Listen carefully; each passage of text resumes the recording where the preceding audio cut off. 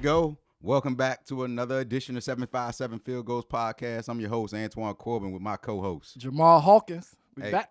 Another one, Jamal. Twan. Hey, man. Hey, look, this was a crazy week, right? Yeah. All together, me and you going back and forth. I say, I put it out on Twitter. I was like, man, this guy about to take the lead and pick him again. The games wasn't close. Yeah, the games wasn't looking good. Yeah.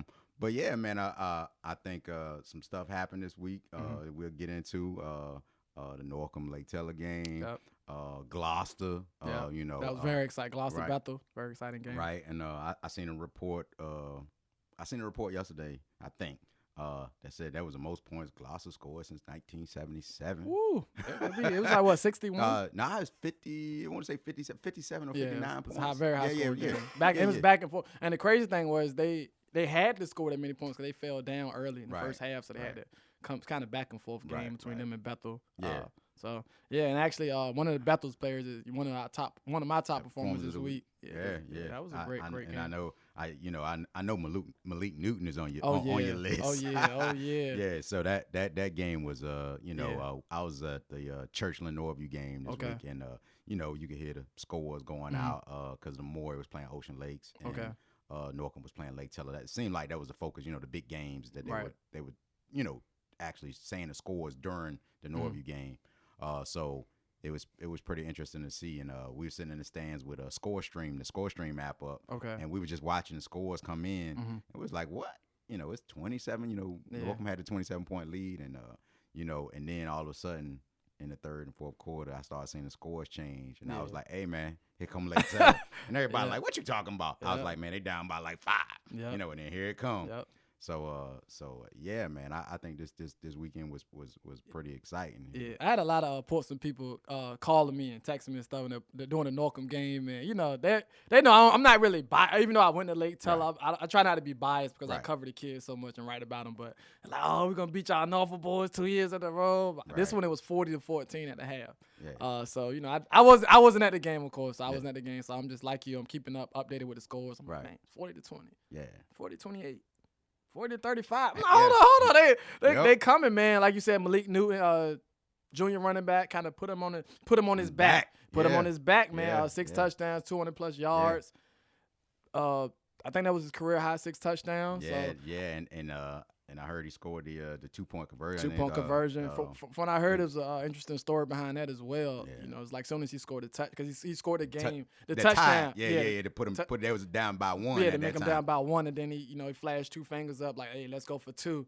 So I think when you got a horse like that, your star player, you give them that leeway. As a coach, if they want to do something like hey, coach, yeah, they got that feeling, and you like, you're already in the overtime, so you're like, can we get out of here? Let's go there. Let's get with it. So that great comeback win, man. I know that was a tough loss for Norcom, but they always play Lake Teller tough. Like I was telling Chris, it's always, even when my brother went there 2012, 2013, it's always been tough games.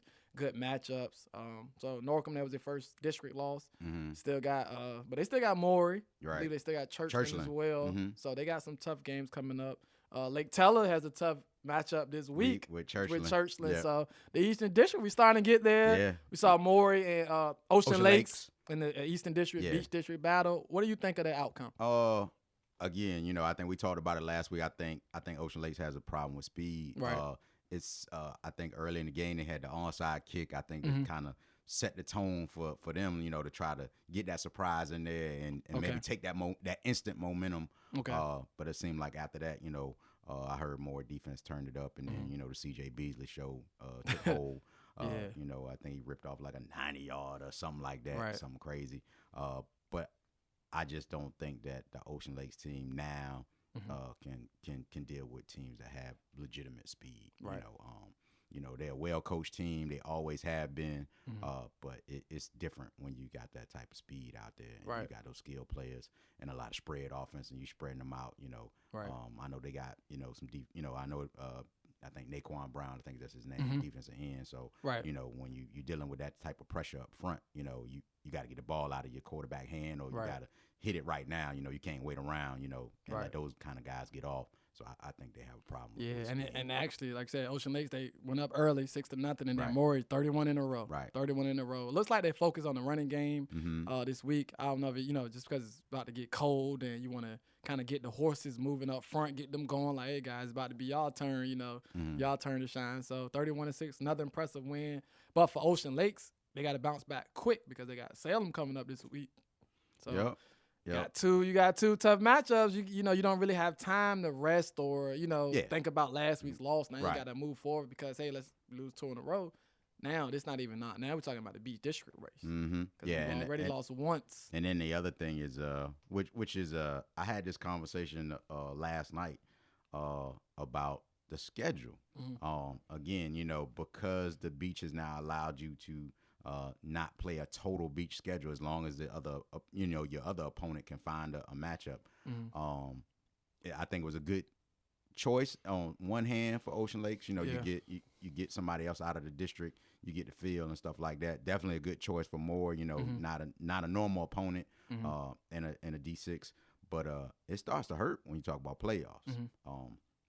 We've seen it hurt Norview in the past. We've seen it hurt more in the past because the playoffs is home field advantage. Right. So your power points, you lose to a lower class, a lower tier or a lower class team, then your power points are hurt. Right. Versus if you lost to an upper class team, in classification wise, then your power points, you took a loss, but basically VHSL says your power points are, we expected you to lose. Basically, they give you some benefit of the doubt. So. I don't know. This is really going. I think it's really going to sting. The Ocean Lakes because PA was D5 and now Moore is D5. So I think it's really going to hurt. Was there any outcomes that surprised you at all? Any games, matchups? Gloucester. That's I think from last week that's the only one that really surprised me. As we go through the pick'ems and we can see because we had a 4-game split last week. So you didn't fare too well in the Beach. Nah. I didn't fare too well outside the Beach. But yeah. So I think Gloucester was the one. Right. And that Hickory, I knew you had some of that Hickory game too. What are you talking about? We good. It was a game. Was it Hickory? Last week? No. Well, that was the week before. Yeah. But that's what 2 and 3 now. Yeah. So like I said, I think the Gloucester game is the one that the surprising game, if anything, from last week. I think everything else was kind of straight. I went out on a limb with the Kinsfield game. You said Grammy, so that's 2 in a row. Yeah. 2 in a row for Grammy. 2 in a row for Grammy. So they got a big one this week. Yeah. So I went out on a limb on that one. Then in the Great Bridge game. Yeah. So we kind of went on odds on that one, but everything else I think was pretty spot on. And like I said, other than Malik, before we go, to the rest of our show, other than Malik, I did want to shout out Bethel quarterback Caleb Beard. 6 touchdowns and the loss to Gloucester, 4 passing, 2 rushing. So he had a great performance. That was a high scoring game. Yeah. Very high scoring, high powered game. So look forward to the Peninsula. Woodsides continue to dominate. I think it was 6 shutouts in the Peninsula. 6 shutout. I had it on Twitter, but they outscored opponents like 204 to 14 this year. Norview the only team that even scored on them this year. So Woodside's rolling. They came into our Power 5 last week. They're probably not gonna go anywhere for a while, you said. I don't think, like you said last week, probably until that Phoebus matchup, probably won't go anywhere, man. They're rolling. So shout out to those guys. Khalif Jemison, somebody you mentioned in the past. Khalif's a great athlete. I think more colleges should pay attention to him. And we'll talk about a camp later on next May that college coaches have a chance to see a lot of the kids in the area. So we'll get into that towards the end of the show. Okay. Yeah, so I think that, the college coach thing and the camp thing leads us into our main topic. Okay. I don't think a lot of people understand that players have been transferring since, the end of time. Right. Now in the media days, we have this media thing where everything now is instant, the me generation, I need it right now generation. You see a lot of tweets, you see a lot of headlines about players going to the player portal. Right. But it's just another avenue, that is mandated for those guys to get to, wherever they're trying to go or they want to transfer and they've been released and they can transfer. But I think that the same thing should happen for coaches. You think so? I think so. So you think basically what we're saying is that they shouldn't be allowed to just leave? That's right. Okay. Right. And I understand it's a job, so I look at it like that also. But here's the thing. we've talked about kids making decisions based on coaches recruiting. Absolutely. Right. So now, yes, I got a bigger, better job, or my dream job has come open.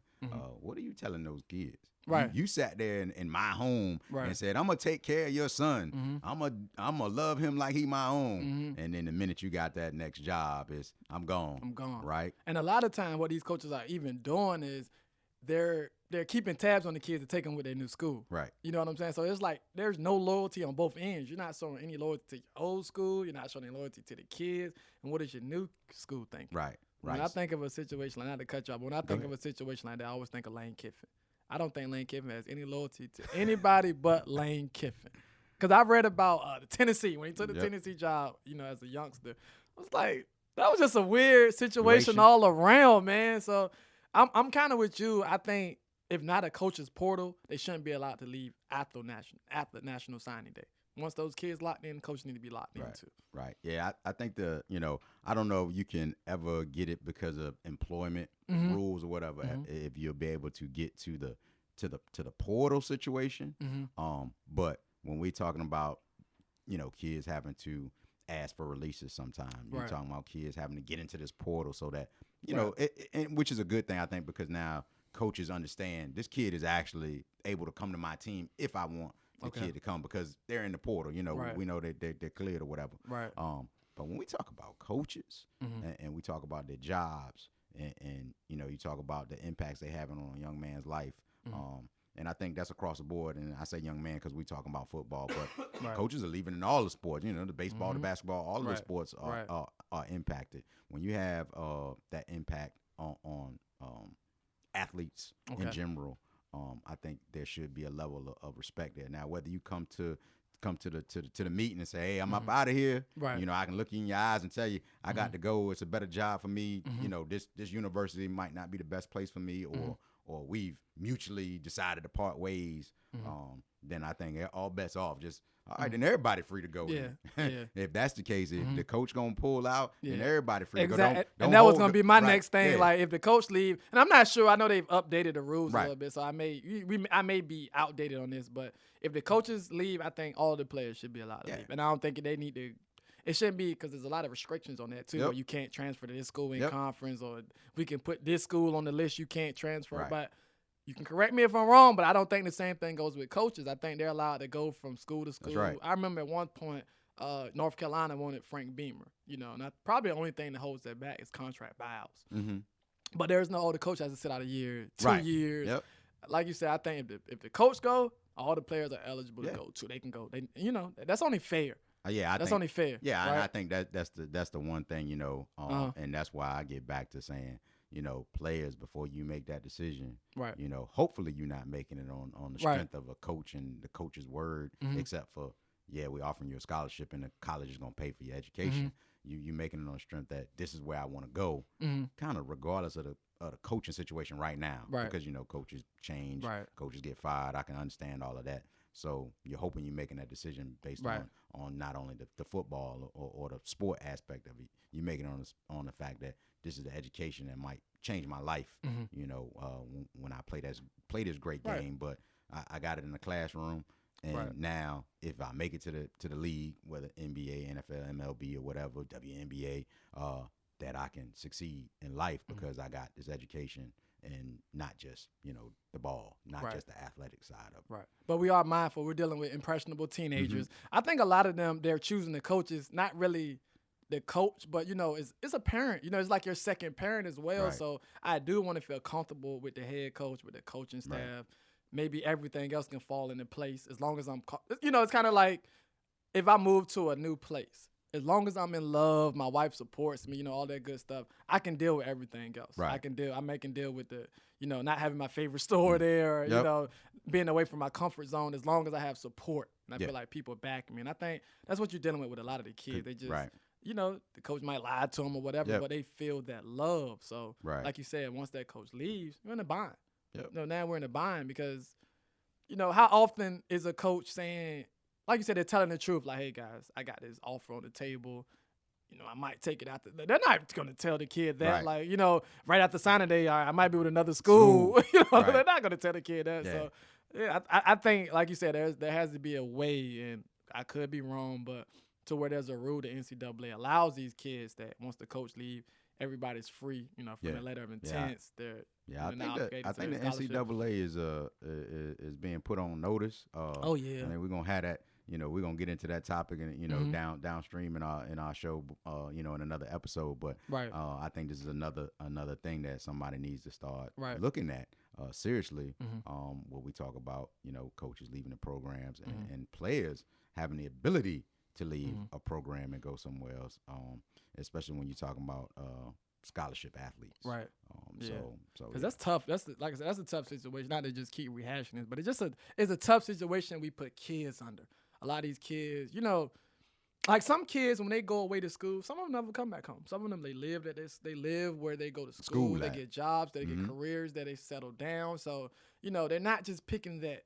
Okay, this is the school I'm at for 4 years, or, 3 years of a lot of them are looking like this could be my next home. Right. Like, this could really be my next home. So it's like the players, players don't get the same leeway as the coaches get. That's right. Coaches can leave anytime they want to. Right. The next school buys out a contract, they keep it moving. Right. But the players, they're stuck. Or like I said, there are restrictions on where they can go. Hey, you can't go to this school because it's a rival. Or you can't go to this school because we play them. That doesn't mean what they got to do with me. Right, what they got to do with me? But you getting paid to play them, so what does that have to do with me? Yep. Why am I forced to? I can't go to that school because you play them or they're in our conference. No, that shouldn't mean anything to me. It's Trayvon Hill. I'm glad that he has a chance to go and play right away. Right. That's a great. Even though they're in the same conference, I'm glad he's able to play. At Miami right now. That's a great. And like I said, that's a great story. A local kid. Right. Regardless of what happened at Tech, like you said, is in the ACC. Right. He chose Miami. Right. They play him. Right. They played each other. Right. So it's done. Yeah. He moving on with his life. Right. Virginia Tech done moved on. Miami got a player. player. Not the fans. Right. Man, listen, I'm not to cut you off. I saw it was a play on happening in the Miami game last week, Virginia Tech Miami game last week. And I think one of the tight ends, he caught like a kind of block on Trayvon. Like everybody over Twitter, like, ooh, he cleaned his clock. Man, let that guy go. He don't play for y'all. Yeah. Why? Like, what is that bitterness coming from? He don't play with y'all no more, man. That's what it is. You got that's what the word crazy, fan man. is. They fanatics. They're fanatics, man. They that's what they want to do. And it's like the kids. The kids they don't get paid. They don't get nothing. But everybody wants to hold these kids to a certain standard. Like, what do they get? What do they get for this standard y'all holding them up to? No. The minute they don't do what you guys expected them or want them to do, you're not a fan anymore. Right. Man, come on, man. That's crazy. Yeah, that's what crazy, that's what man. it is. You're looking for the target. You're looking for the that's what they're looking for. They're not looking for the good game. They're not looking for, anything else. They're looking for the minute, like, that's the enemy. Right. He was a Tech dude. He playing at Miami. Yeah. Just to, if you want to call it the revenge game or whatever, we got to get after that guy. Yeah. So it is what it is. Yeah. But like I said, I'm glad, that, like you said, the fans might not have moved on, but the Tech team, they got their team. Yep. They not worried about Trayvon. Trayvon down in Miami, playing for the Hurricanes, trying to do whatever he has to do to get those guys on the winning track and try to win an ACC title. That's what it's about. Right. So let the kids have their life, play where they're gonna play at, and then hopefully they go further with the education and athletics after that. Right. Yeah. All right. So now that that was the main topic of the day, and I think we closed that out pretty well. Okay. I'm interested now in kind of hearing that top five. Ready for the top five? I just got this feeling like, man, I don't think there's no changes, but so I need to hear it. All right, well, just to go back, review our top five from last week. We had Woodside at 5. They were the new team in our top 5. We had Phoebus at 4, Oscar Smith at 3, Salem at 2, Maury at 1. As Antoine said, there's been no change. None of the teams have lost. Maury, great win. Salem, 61-0. First Colonial. Oscar Smith, great win. Shout out Oscar Smith, man. That was a dope. They had I don't know if you've seen that. They brought Young Crazy out. I don't know if you pay attention to rap. I seen it on Twitter. That was dope. I love seeing when the administration and the coaches they just they're able to let the kids be themselves and have fun, and that was a great thing. So like I said, they were number 3. Phoebus. And they had a great win Saturday. I can't remember. I forgot how they played, but I know they won Saturday. And, of course, Woodside, another shutout. No, nothing changed. Woodside still 5, Phoebe still 4, Oscar Smith still 3, Salem 2, and Maury's 1. Now, I really don't expect Maury to lose. I think they'll go unbeaten this year. So I expect them to stay number 1 all year. All year. Salem could change. They play Ocean Lakes this week, so we'll see where it goes. But I think Maury will stay number 1 all year. Okay. So you still got the so Salem's got Ocean Lakes and Cox left. Yeah. The biggest games. And Bayside, which they have struggled, against Bayside. Bayside, lately, what, 2 in a row now? Mm-hmm. So, and then that was home. That was a Saturday game against Tallwood yesterday. So, like we talked about. So they did win yesterday. Okay. Phoebus. I'm sorry, Oscar Smith at number 3. Okay. Oscar Smith still has Nasma River, which is the game this week. And then you have the Phoebus Woodside matchup still left. So to me, I expect some changes in the top 5. Yeah. Probably. I'm sorry. You also had Deep Creek, which is probably Deep Creek is right there, right outside of the top 5. Right. But they play Indian River this week. Right. So I expect some changes probably in the next 2 or 3 weeks with the top 5. Yeah.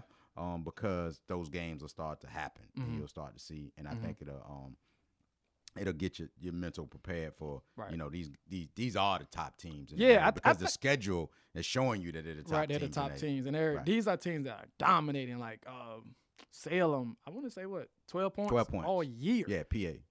12 points. Yeah, 12 points. 12 points all year. Yeah, that's dominated. That's a fact. 12 points. All year.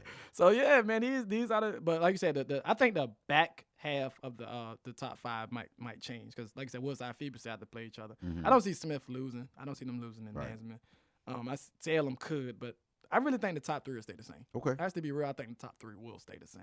Okay. And this week when we get into the pick'em, I'm gonna interject some stuff because there's a little history going on with some of these games, and a lot of people might see the public media news and don't know some of the smaller intricate pieces of what's really going on. When you're reading the newspaper and stuff, is it hard for your opinion not to get swayed at all by what mainstream media writes, or do you kind of stick to because you've been a coach and you? I think because I've already been a coach in the high school ranks, I think I don't get swayed. Yeah. And it's one of the reasons why. It's really one of the reasons why I chose to do the podcast. Like, it's just certain things I know the mainstream media is not going to say. It's certain things the mainstream media actually does that I don't think is, I would say, quote unquote, fair. Right, absolutely. When we talk about young children, right.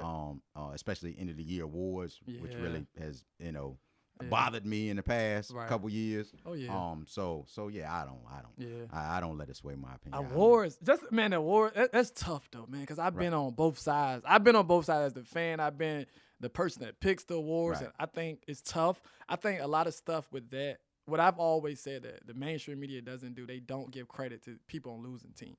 So it's like if your team is not winning, you don't really get credit. Right. And that's when you see a kid like Cameron Winder Hill, who's just been phenomenal. He has a phenomenal season, but he's not getting the credit like he deserves. So go back to his stuff because I do want to give those guys that don't feel like they get the credit they deserve. Right. Cameron, he's at 18 catches, 560 yards, 8 touchdowns. That's good. So if you look around, you compare it to some of the quote unquote top guys in the area.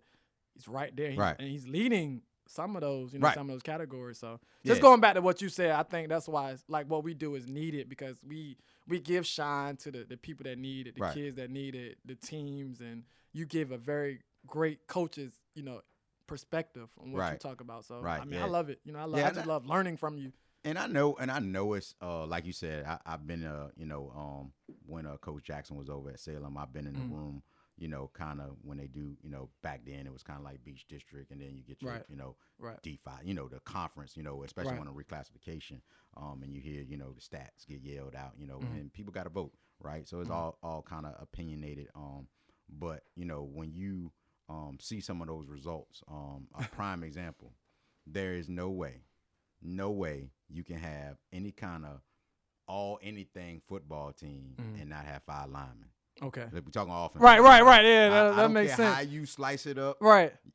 you got to have 5 You have a line in the game. Right, exactly. Exactly. So you got 500 skilled athletes, but you don't have all 5 linemen. There's no way. That doesn't make sense to me. I can see defense. You say, hey, this year we only picked 3 defensive linemen, or this year we picked 4 defensive linemen. Okay, got it. Right. But in the offensive game, there's 5 linemen. 5 linemen. So I need to see 5 big boys up there, no matter what the team is. You better take one of them skilled guys and say, you the second team skilled guy, because we had to have 5 linemen. Right. And that's the plethora of skilled guys. Right, so. and that's what I'm saying. So why take the shine from one of those deserving linemen? I don't care what team they came from. Right. They deserve the same shine as the skilled guys. Right. And you have to bite the you have to think consciously. This could be the thing that puts that kid over the edge. What if that kid was teetering on not being the best academic at academics? Right. They got enough to play, but man, I made all whatever. You know what I'm saying? I better go to college now. I better get back to my books, man. Right. If I got recognized for at this level, and I'm just barely doing what I need to do in the classroom, so to speak, maybe that's the one thing that puts them over the edge. That's the way I look at it. Yeah, like, I got you. You don't know what the motivation is for a child, so don't make the choice for them. Right. If they deserve it, give it to them. Right. Let them. Now they get to make the choice whether it motivated them to do something different or not. But that's the one I'll tell you. That's the one thing I just can't agree with. Yeah. If you're telling me that we're gonna pick a all whatever offense, and I don't see 5 linemen up there, and they might not play center. You might have 3 guards, right? I would hope that somebody out there is the best center. I don't care if it's the best team or the worst team, but I would hope you had 2 guards, 2 tackles, and a center. Right? Just nominate the guy, right? Yeah, hey. The most dominant offense. I don't care what the criteria is, but it should be 5 linemen up there. Yeah. I think the hard, I know I've done on the basketball side, and it's so hard to find a good center. Because every kid you got a 6'11" kid now, he's shooting threes, and it's tough finding a good center. But I definitely feel what you're saying, man. Okay. All right. So we ready to get into pick'em. By the way, we had a 4-game split last week. Like I said, Jamal didn't do too well in the beach. I didn't do too well on the outer beach split, so I'm still leading. By the way, okay. It's all good. I'm still leading. That's good. So he's nervous though, because he tells me like, I was like, man, this guy about to take the lead again. I can't go into another podcast. This guy reclaim the lead. No, that's all good. So this week we got a good matchup here. We got Lake Taylor, and at 5-2, I think, and Churchland with 6-1. Okay. And it looks like it's a Lake Taylor. Look like a Lake Taylor home game. Okay. So, who you got, Jamal? First of all, shout out my boy D-Fur, Locker Room Podcast. I was on there earlier this week. He coaches at Churchland. Okay. So shout him out. But I got Lake Taylor. You got Lake Taylor. Lake Taylor. That was a great win against Norcom. It was no great comeback win, 57-56 in OT. Churchland's great season, and again, like I said with Norcom last week, I wouldn't be surprised if Churchland wins, but I think Lake Taylor's about to get rolling.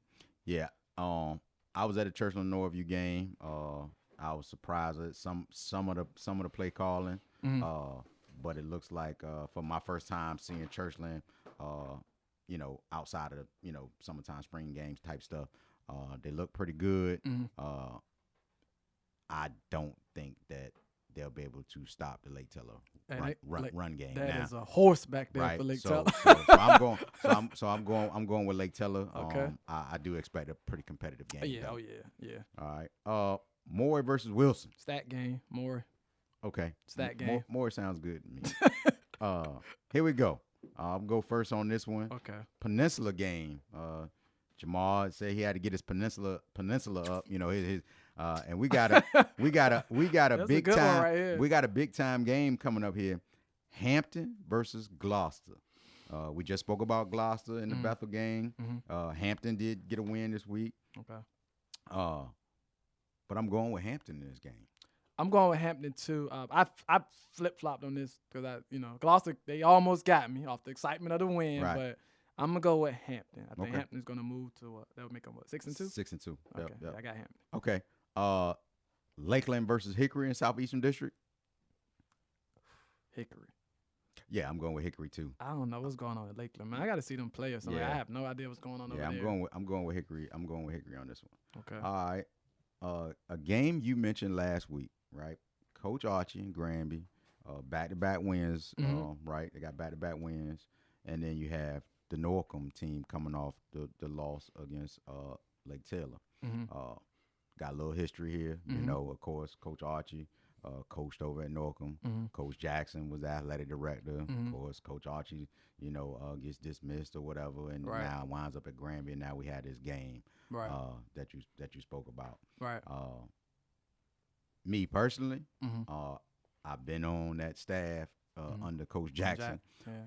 After a tough loss where you prepared all week and you look like the game is in your grasp, and then you wind up being on that opposite end. I can tell you right now, I got Norcom, and Coach Jackson is gonna have that team on full tilt, ready to go. Gotcha. I got man, Grammys won 2 in a row. You know, shout out those guys, Coach Archie. But I got Norcom. Norcom talent wise, it shouldn't be close. You never know in games like this. You know, there's a lot of personal. A lot of history. There's a lot of history there. There's a lot of personal stuff there. So I'm sure Coach Archie had Granby ready to go. But you know, Coach Jackson, great coach, good team over there in Norcom. They should be 6-1 right now, or 5-1 right now. So, but. Oh, yeah, I expect Norcom to bounce back with a good win. Okay. I dare heard DeMonte Dunlap was out Friday against Lake Taylor, so I guess we'll have to see if he'll be back. But I don't think it'll affect him against Granby. Right. Another game here that's got some interesting twists that some people might not know about, the Northview Pilots and the Booker T Bookers over there. So we had some coaching changing in the off season. Yeah. And it almost looked like a full swap. Right. So a lot of people might not know that. You know, we got some Booker T coaches came over to Northview, had some Northview coaches go over to Booker T. I didn't know that. Okay, I didn't know that. Had some Northview coaches go over to Booker T. Okay. And you have 2 former pilot, this era pilot guys like Anton Ashby over at Booker T. You sure do. Right. Tyreek over at Booker T. Okay. So young coaches. Yeah. Those guys are putting in work over there on that staff. Nice. So again, a little history here. Booker T. I think Booker T coming off a bye, right?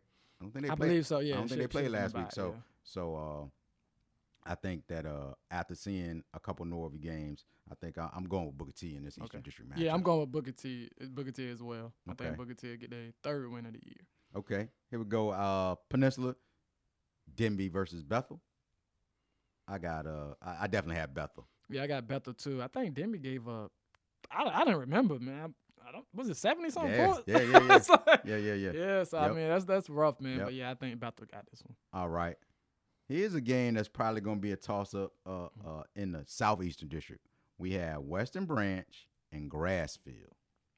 My bad. I'm about to drink from my Cowboys chalice. Oh, my goodness. Let me see. Now, I picked Grassfield, but Western Branch has surprised me a couple times I picked against them. But I'm going to stay with Grassfield. I've got Grassfield in this one, too. I think this game is going to be probably going to be pretty close, though. Yeah, I think so, too. Yeah. I think so as well. Okay. Big game of the week, I would say. You know, I have about 4 games marked this week as game of the week potential, right? Right. Because we talked about game of the week's not actually turning into game of the week. Right. So, Oscar Smith versus Nasman River, and I will tell you that this outcome will probably decide some playoff fate. Okay. Right. Because you still have the Deep Creek Indian River matchup, right? Which is next. But I think this is going to decide some playoff fate. Because if Nasman River takes a loss, then definitely, even though it's a D6 opponent, like we would like to say, then they're going to drop down. Right. So I'm going with Oscar Smith. I'm going with Smith, and I don't even think it's going to be close. I think it's going to be a blowout. I think it's going to be a blowout. I think it's like 34-0, 34-6, something like that. It's going to be a blowout. I'm not going to go out that far on a limb. And the reason why is I think Smith will have a great performance. Looks like this is Nasman River home game. Also, the Nasman River offense is a little bit difficult to prepare for in a week's time. So I ain't gonna go that far, but I do have Smith in the win. Gotcha. Second game that we spoke of, Indian River versus Deep Creek. It's gonna be a real good one, real good game. I got River in this one. I think they'll get Creek their first loss this week. To be honest, I'm not sold on Indian River. I'm still not sold on them come playoff time. I don't think they have enough, to run out in Region 5. But I think they'll get Creek their first loss this week. Okay, I got it as a home game for Indian River, and I'm going with Indian River also. Gotcha. All right, Jamal, your favorite team is back on again, and we got Great Bridge versus Kings Fork. I'm gonna go with Kings Fork. Wait a minute now. You went against Great Bridge on this one? Yeah, against Kings Fork, absolutely. All right, I'm going with Kings Fork also. I just wanted to make sure. I wanted to see whether you still on the bandwagon or not. I ain't playing Lakeland this week. Okay. All right. In the Peninsula District, we got Warwick versus Phoebus. I got Phoebus. Keep it rolling. Yep, Phoebus definitely. Peninsula District, Mitchville versus Heritage. I have Mitchville. No, they just came off a loss, but I got them bouncing back against Heritage. I definitely got Mitchville on this one. You spoke of that defense that only allowed one team to score, and that was 14 points, and that was an Eastern District team. Woodside, I got Woodside over Kickintan. Yeah, I got Woodside too. Yeah. Might be another shutout. They just rolling, man. Right. Team. Here we go. Now we're rolling to the beach. Okay. Kellum versus Lansdowne, and like I told you last week, Lansdowne is rolling. They got they look like they got the offense clicking, ready to go. And I definitely have Lansdowne over Kellum. Yeah, I got Lansdowne too. Like you said, Kellum usually struggle with team with speed, more athletic team. This is another one. It's more athletic than them. So yeah, I got Lansdowne as well. All right, we got one of the beach games of the week, PA versus Cox, and this is a Cox home game. PA coming off I think PA was coming off a bye also. I think they'll be prepared. Okay. But I think I'm going with Cox on this one. Okay. I got PA. I definitely wouldn't be surprised to see Cox win because Cox, it could go either way. But I got PA in this one. Okay. All right. The big game of the week in the beach, of course, is Ocean Lakes versus Salem. Salem at home this week. Okay. Like you said, coming off that 61 points. Ocean Lakes coming off a loss against Maury. I'm going with Salem at home. Like you said, Salem just been dominating. As I read earlier, they've outscored opponents 254-12. 254-12 so far this season. Haven't even allowed a point since week 2. Since week 2, and we were at week 6, week 7 now. Yep. So I got Salem as well. Keep it moving. All right. Tough matchup in the beach. Bayside versus Green Run. You want to go first? Yeah, I'm going to go first. All right, help me out. Thank you. We had the Bayside game on Saturday, and they pulled out a win against Tallwood. Okay. We had Green Run, who's at 3-3. Okay. I'm going with Green Run on this one. This is a Green Run home game. If you didn't know, their quarterback is one of the top quarterbacks in the area. Again, I don't think anybody's about it. See, here we go. Right, they got one of the top quarterbacks in the area. Okay.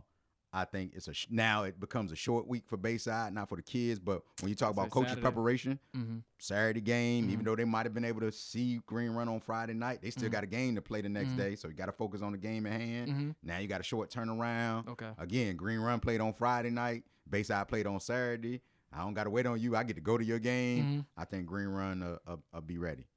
I got Bayside in this one. Okay. I ain't gonna fly. I just want to hear what you want. You was gonna say first, but okay. I'm not gonna fly. I got Bayside. All right. Last game of the list this week is FC versus Tallwood. Again, Tallwood played on Saturday, lost to Bayside. FC, of course, lost Friday night to Salem. Who you got? I got Tallwood. Yeah. FC. Yeah. I hope they looking forward to Kentsville again. Yeah. I think Tallwood will right the ship this week and get the win against FC. Okay. FC hasn't been this bad. It must just any talent anymore. Or a lot of training. I have no idea, but I don't remember them being this bad. Right. Well, like you said, it's that collision course now. Somebody's got to get a win. Somebody got to get a win. Right. Whether you get it now or when that game comes up. It's coming. All right. Fantasy players. It's what I got, Jamal. I don't know if you got this, but I did get some help this week. Finally. I think Mr. Evans over there at Nasman River, right? That's who you picked. He killed it. It looked like he had 148 yards and 2 TDs. Okay. I thought I seen 2 something, but I might be wrong. Yeah, that's what I got. Okay. That's what I got. But I know definitely got in the end zone a couple times. And then I got some help from Peninsula. Mr. Turner over there, AJ Turner, 215 yards and 3 touchdowns. That's good stuff. Yeah. That was against Denby, right? Yeah. Okay. Yeah. So yeah, I got some help this week. Good stuff. With some. And yes, please send us some stats, coaches. You can hit me up if you want, i64sportsinfo@gmail.com. You can shoot it to me on Twitter.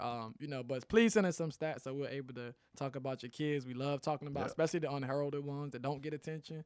But yeah, make sure you send us those the real stats as well. not the fugazi stats, and the real stats. Right. All right. So this week, fantasy player. Okay. I'm gonna stick in the Eastern District. Okay. I'm gonna go with Keandre Lambert. I knew you was going some more. I knew you was stat game. Hey, I'm going with Keandre Lambert. I gotta look at the list and go. Yeah. I mean, I went out. I went to the Peninsula last week. I looked at it. I could have went to the Peninsula again this week. I see a key game there, but I really think that this week right here, Keandre Lambert, because I think Wilson will try to focus on maybe a little CJ Beasley. Yeah. So I think Keandre. Focus on and stopping are two different things. I got it. Focus on. They might focus. Ocean Lake's focus on him. He broke for 90. Right. So. All right. So I'm gonna go to the Peninsula. I'm gonna go Bethel quarterback Caleb Beard. He had a good performance. 6 touchdowns against Gloucester. 6 touchdowns against Gloucester. They're playing Denby, who just gave up 70 points. So I think you have a great. That's probably one of the games you were looking at. Yeah, probably one of the games you was looking at. I looked at I actually looked at the Woodside Kickertan. Yeah, that one too. Okay. Yeah, that one too. But yeah, I'm gonna go ahead with Caleb Beard. Show the Peninsula some love. Just make sure that I got everything. Even though I didn't cover college this weekend, ODU played away. They did lose to Marshall, 5th loss in a row. So definitely the Fire Wilder chance. If they weren't loud before, they're getting loud now. They're getting a lot louder now. Tavonte Beckett, Oscar Smith, Indian River, 14 tackles against ODU playing for Marshall yesterday. So he had a great performance. As far as the college ranks, Norfolk State got a big win against Howard. Ruined their homecoming. I love to see that. They thought they was going to stomp the yard with us yesterday. No. Yes, sir. Norfolk State, behold the green and gold. Got a great win. Shout out to Coach Scott, Norfolk State. Yep. Great win against Howard yesterday. Trying to think of anything else. And I was going to mention this as well. And then I text you the flyer that Thursday. And I said I'd mention it on air. But we are hosting the inaugural HBCU Prospect Camp May 16, 2020 right here in Virginia Beach. So it's the first time Hampton Roads will have an HBCU Prospect Camp. We already have schools from the CIAA, the MEAC, the SWAC, the SEAC. I think it's SEAC, SAIC, AC. We have a ton of schools. We put the flyer out Thursday morning. Was it Thursday morning? Mm-hmm. My phone was dead the whole day after that. It's like, this is a great idea. Right.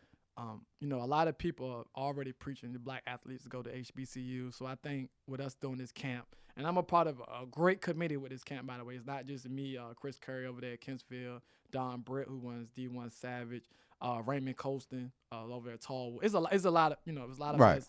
We just have the same vision, the same commitment to the kids, and, just doing for our athletes. So right. We have great feedback already, corporate response. I mean, we just got great feedback. I hope we can get a lot of players in the area, but I mean, no lie, man. I had 50 kids that wanted to they wanted to sign up that morning. It's like, right. when are you guys opening registration? Yeah, like for real, man. Yeah, so that's what they're looking for. I think it's gonna be big, man. I'm just humbled and honored to be a part of this. Because there's a lot of talk. Everybody on social media talk, hey, we need to send our kids back to HBCUs. Right. But there's been no action. Right. Up until this point. I know the Georgia Coaches Association, they do one down there, HBCU camp. Right. And we're going to bring it here. And hopefully, just like I said, the start of something big and just continues to grow. Yeah, you know what I told you. You sent me to fly. I'm like, I need the details. Right, like, you know, I'm gonna get it to you. You know, I'm gonna get it to you. you. Right, I need the details. No so I can put my eyes on it. I can be there and I can see what's going on. Yes, sir. We got to do it. And I think it also shows that Black people can work together, and prosper. And I think that's something we got to continue to do and show the younger generation, like, hey, this is how you do things. We don't have to compete. We don't have to be at each other's neck all the time. Let's put some things together and let's make it bigger than just us. Let's create a movement that's bigger than us. So, like I said, I'm happy to be a part of this, man. Like you know that you do great stuff for the kids. Right. So you already know what time it is, man. So I'm just honored to be a part of that. Like I said, May 16th, 2020. Registration will open October 28th. Okay, October 28th. Yeah, okay. Monday, October 28th. Any sponsors, vendors, whatever, we'll have information out there by then. So yeah, just keep it going. All right. Anything you got what your Dolphins doing today? Hey, look, man. All week at work, right? It was who's gonna win on Sunday. I didn't even care. The first thing I said was whoever's at home is gonna win. Y'all at home? That was my answer. That was my answer. Whoever the home team is gonna win, right? So Friday night I had on one of the armed forces like military jacket. Right? Okay. It was the Dolphins one, right? So I'm getting clowned at the game like, oh, you got it all hidden, because everything blends in on those jackets, right? Because it's green Army fatigue type drink. Gotcha. Like, I was getting clowned like nobody don't even know who your team is. It's blended in. I was like, but I support my team. Yeah. That's the one thing that you're a real fan. Yeah. So I'm. Do you want to win today, or do you? Look, let's be real. Know what? I sent out yesterday. I watched the Oklahoma-Texas game. I don't believe in tanking for Tua. That's not me, right? I don't think we need a quarterback, right? But that guy, CD Lamb for Oklahoma, right? I said put him on the draft board immediately. Yeah, he's forget tough. A quarterback. Y'all don't need a quarterback, right? And that's what I'm saying. But that guy, CD Lamb, somebody is gonna get a steal. Yeah. Oh yeah. They're gonna get a steal. So New Orleans, Kansas City. Right. Watch them end up in Kansas City. So do I want to get a win? Of course I want to get a win. I want to get off the schneid. That's what they say on TV, right? And I definitely want to get a win against them Skins. Right. It's some personal stuff out there, like where I can go brag now. Like we could be 1-15, but we beat them Skins. Facts. So that's what's up. Well, my boys, we got turn that to the camera. We got we got Jets today. Man, easy dub. Easy dub. Ain't playing nobody. Easy man. dub. Y'all not playing anybody. Did y'all play them yet? The Jets? Yeah. No, we ain't played the Jets. Oh, yet. okay. 2 L's for y'all. Don't worry about it. I mean, rack up the L's all season long, right? But yeah, I don't believe in the tanking. It's just not a part of being me. It's like, no, don't tank. If you take a loss, you get beat because that's the better team, or you wasn't prepared. All right, but on purpose? No, I don't believe it. I don't believe professional athletes out there just tanking on purpose. Gotcha. Right. It's all good. Big deal. I came bearing gifts today. Oh yeah. I came bearing gifts today for the crew. Man's out. So got gift for us. Got podcast. Yeah. On the back, 757 field goal. So appreciate my man Twan for hooking us up. Got my Lake Teller red. Yeah. So that's that. And again, I thank y'all for tuning in. We'll see y'all in 2 weeks. All right, we out. Peace.